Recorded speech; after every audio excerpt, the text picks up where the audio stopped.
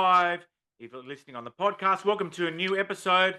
And I was trying to figure out the last time we had Josh on, and to me, it seemed like 2 years ago, but then I checked and it was actually 4 years ago. I guess everything speeds up when you get a bit older.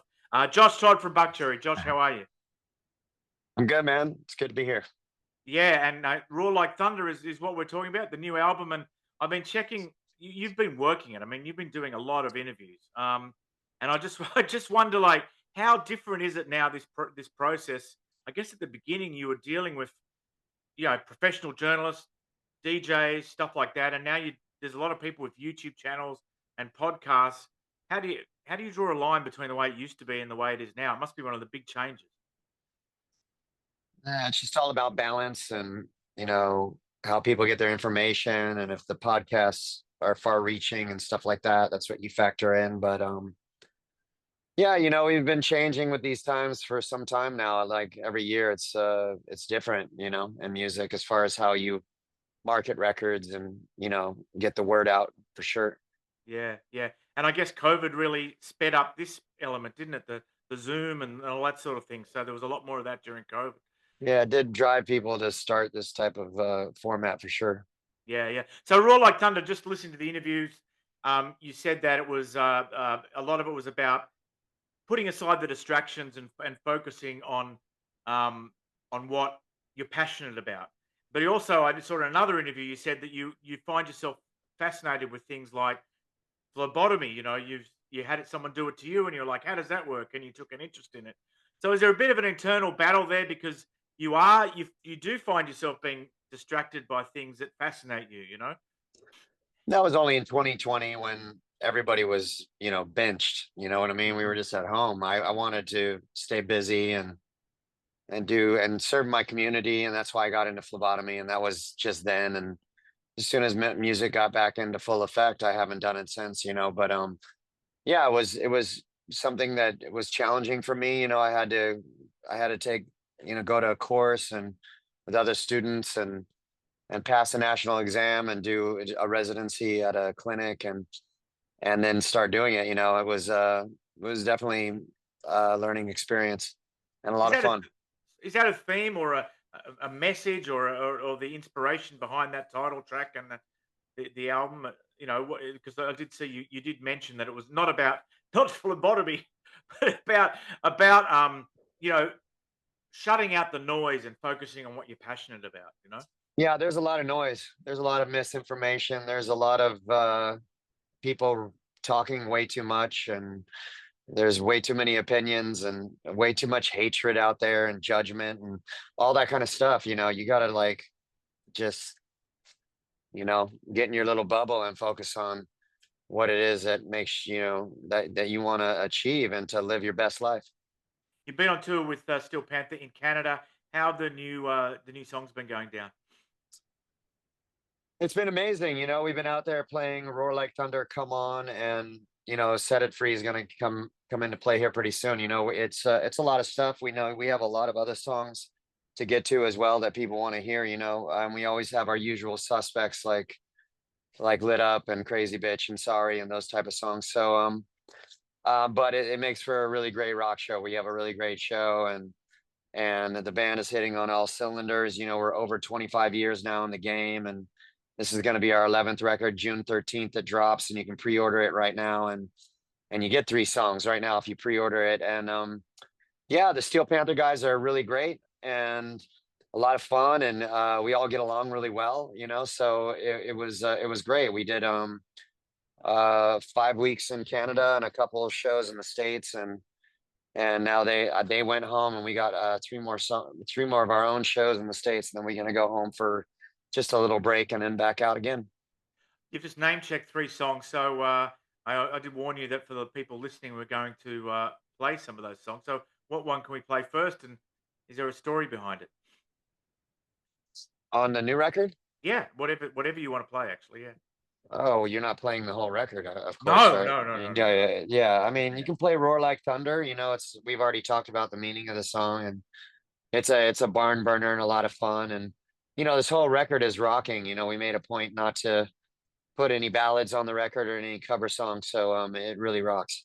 Welcome back to WLF TV, the second part of our interview with Josh Todd from Buckcherry. Want to thank him for his time. Josh, the last two times I've seen the band have been quite eventful, and I'd love to hear about it from your perspective. One was here in London. As you can probably tell, I'm not in Australia. That's dark outside, and it was it was the last show before you had to cancel the rest, of the tour. And Yeah, you boy. and you pushed through that like I thought, like a soldier, really. I could see you were Yeah. frustrated. Can you tell us a little bit about that? You were ill, right? Is that right? I was very, very sick. I had a bacterial thing and a viral thing, and it was very hard for me to find medication because of the way you guys deal with your health system over there. Was it was brutal. I was miserable, and I tried so hard not to have to go home, and I couldn't get around it, vocally. And I really tried, I, like you said, I limped through some shows, and it's just not the way I like to operate. And I did it because I was all the way over there, and I didn't want to, we had a lot on the line. I didn't want to disappoint anybody, and I tried very hard, and I was on a lot of different medication, and it just, the only thing, sometimes you get so sick, you can only, time is the only remedy. You got to just spend time and rest, and that's what needed to happen. And so I had to get out of there. It strikes me as the loneliest place on earth when you're the singer in a It's in the a worst. Let me just tell you something. It's the worst position to be in when you're that sick, and you got to get up, and people are asking you all day long, how are you feeling? Can you do the show? Well, why don't you just do like two or three songs, or just tailor make the, just write the set so that it's not so hard to sing, like not the songs in your high register. I go, are you kidding me? You don't understand. To sing any of this stuff, I have to be healthy. You know what I mean? Mhm. It's like it doesn't work that way, and it's tough because you don't want to let people down. You don't want to let the people down that have spent money to come see you. You don't want to let your band and your crew down as well. Everything. And you can't just like get well and be sick, So that is the worst part about being a singer. And I've faced that many, many, many, many times. And I have successfully sang through a lot of stuff, and pulled it off to a degree where, people were happy, Mm. so but I just couldn't. There's some things you just can't get around. And this was one of them. I don't know what the fuck it was either. What's it like when you finally make the decision and the shows get pulled and you go to the airport? Is it relief, or do you feel? How do you feel? It's bittersweet because you're like happy to not have to deal with the pressure of performing, but you also know what the fallout of going home means monetarily, and all the things that you have to deal with because this is a business. Yeah. And the second one, which was a good 20,000 kilometers away, was in Sydney when Rose Tattoo opened, and Angry had an accident backstage. He opened for Yeah. you, and then he had an accident backstage. Yeah, he What? fell. He fell somehow, Yeah. and like hit his head really hard, and it was so hard. I guess I don't know if he had stitches, but I know he had to go to the hospital. And he's not a young man. We all know that. And they wanted to hold him there for a couple of days. They wouldn't let him, come back, and so that was tough. But we got through it. We did our show, and people were still happy, and they were there. So I mean, we got the word out, like, listen, hey, if you bought tickets and this is a deal breaker for you because Rose Tattoo isn't on the bill, then you'll get your money back. But like, if you want, we're going to continue. And so it was still a good crowd. It's been a good market for you, Australia, over the years. A consistent market, has it? Yes, it has. Yeah. And we'll get back there to here pretty soon. We're trying to figure all that out as we speak. The year is kind of mapped out right now. So it might be beginning of next year. I don't know. I don't know how we're going to do it. Okay, another song, Josh. We're moving right along. What can we listen to now? Yeah, this is called Come On. It's about it's about not fucking around really. If you wanna get to the top, you gotta fucking go for it, and you can have it, but it ain't for free. I want to tell you what it means to me. It's all about that, and getting back to the grind, and rocking. It's got a real AC/DC groove to it, hasn't it? And I just wondered, firstly, when you go to Oz, and there's been some good videos made recently about how Sydney's forgotten AC/DC and you can't find the landmarks. But are you, because Back in Black's your favorite record, so Yeah. have you visited any AC/DC landmarks in Australia? No, I got to tell you that the Australian tours that we do are so grueling as far as the travel is concerned. Mm. Like we don't have any time and we're so tired, but like because we do show and then you got to get on a plane in the morning and fly to the next thing. And so you're just exhausted because you don't get off stage till like midnight. And then you got to get up for like a 6, 7 a.m. lobby call and then fly and then do a show the next day, the next night, So um, it's super crazy. And so when you do have a day off in Australia, you're just happy to be in one place and to just relax for a second before you have to do it all again. Would you ever do a record like of all AC/DC sounding songs, like a Rhino Bucket, Johnny Crash type, record, I would love to. I mean, we always have our ACDC type tracks on all of our records. It started with Lit Up and Riding and Hellbound and you name it, Come On. Everybody's talking a lot about Come On and how it sounds like ACDC, but it's like we've written lots of songs like that, but whatever, whatever people it's just all it is a compliment to ACDC. When you put my voice on it and melodies and all that, it turns into a Buckcherry song. But like um, yeah, that would be fun. I would have no problems doing that, because I think they're the best songs.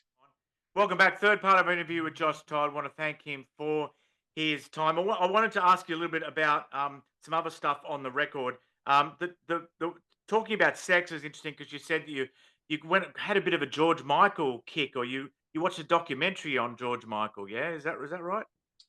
Yeah, that's exactly like, well, talking about sex started as I love it when you flex, and it's about Cardi B because I love Cardi B.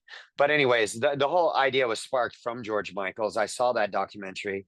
It's really inspiring. I had no idea the scope of his talent and that he was producing and he's such a great singer and writing and written so many hits, and they have a song I Want Your Sex and I'm like we got to come up with our Buckcherry song like that, And anyways, I didn't think talking about sex was gonna fly. So I I uh I did I Love It When You Flex.